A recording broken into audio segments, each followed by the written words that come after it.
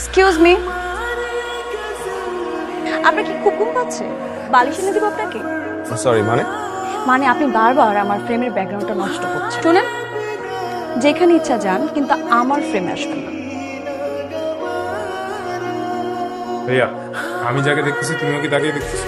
এটাকে তোমার সাথে কম্পিটিশন করেই আমার ট্রফিটা নেওয়া লাগবে। তুই কি আমার চ্যালেঞ্জ করতেছস? চ্যালেঞ্জ মনে করলে চ্যালেঞ্জ। এই, তুই এখানে কি করিস? আন্টি তুমি ট্রফি কেন? আঙ্কেলরা তোমাকে গোল দিয়ে নিয়ে যাবে। আপনি তো বিরক্ত কেন করছেন? ফুচকা খাবেন? ফুচকা খাওয়ার জন্য তো আসছিলাম। আপনি খাবেন? Sure, please. Thank you so much.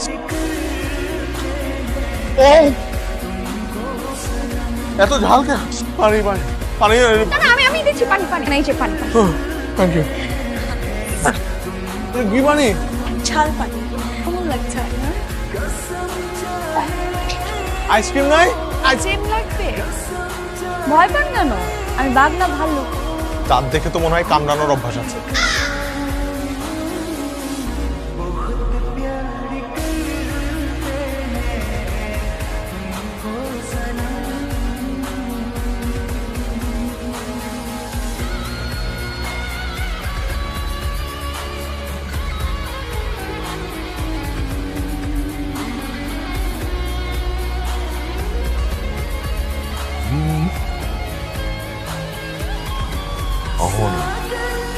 Interview দিতে এসে বসের সাথে ফাজলামি করছেন।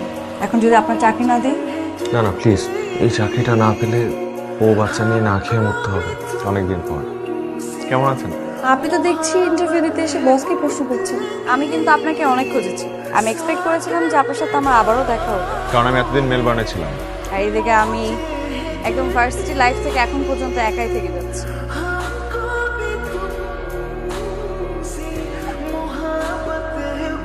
বাসায় চলে এখন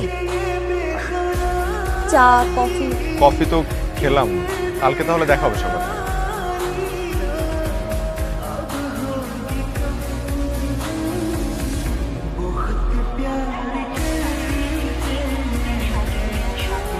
আচ্ছা সাহেব। জি ম্যাডাম, আপনার সাথে কি সাফায়েতের কোনো কথা হয়েছে? আমি কয়েকবার ফোনে ট্রাই করলাম, বাট ফোন তো বন্ধ। কোনো কিছু কি হয়েছে? না মানে উনি অফিসে আসছে না তো, আর দেখলাম ফোন বন্ধ, এই জন্য জিজ্ঞেস করলাম আর কি।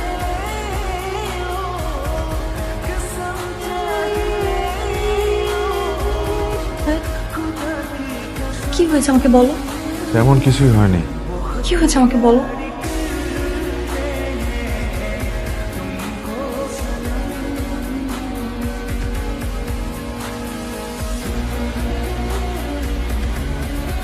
তবে মানুষ গায়েব হয়ে যায় নাকি হঠাৎ করে? আপনার বিয়ে?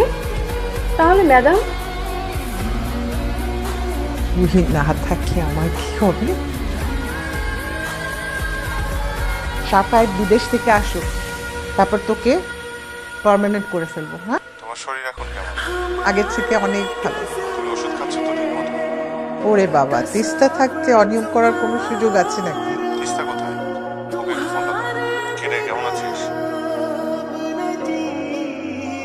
যত তাড়াতাড়ি সম্ভব চলে আসবো, ঠিক আছে? মায়ের খেয়াল রাখিস।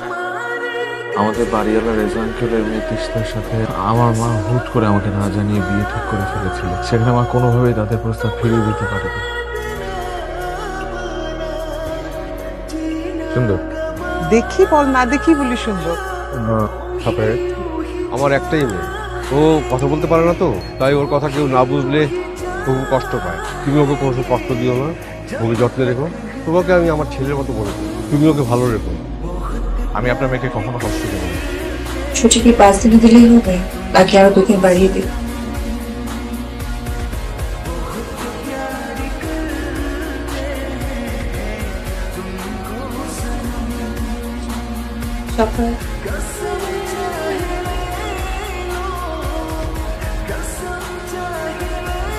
তিস্তা, আমার কিছু গুরুত্বপূর্ণ কথা বলতে চাই। আমার মনে হয় তোর আমাকে বিয়ে করাটা ঠিক হবে না।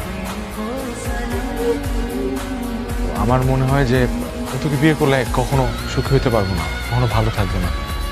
অহনা নামে একটা মেয়ে আচ্ছা, ওকে আমি 2 বছর আগে থেকেই চিনি, but I have slept with her.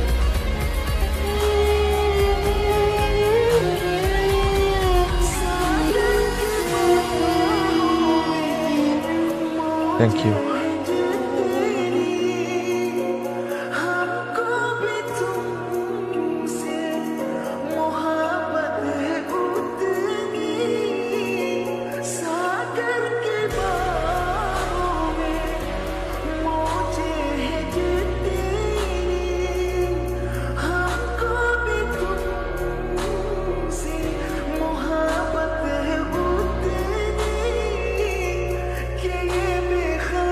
Sir, আপনি কি ওখানে ম্যাডামের কাছে আসছিলেন? উনি তো এখান থেকে চলে গেছে। কোথায় গেছে? কোথায় গেছে এটা আমাকে বলে যায়নি, তবে যাওয়ার সময় স্যার একটা প্যাকেট দিয়ে গেছে আমার হাতে আপনাকে দেওয়ার জন্য। কারণ স্যার প্যাকেটটা নিয়ে আসতেছে। এই যে স্যার।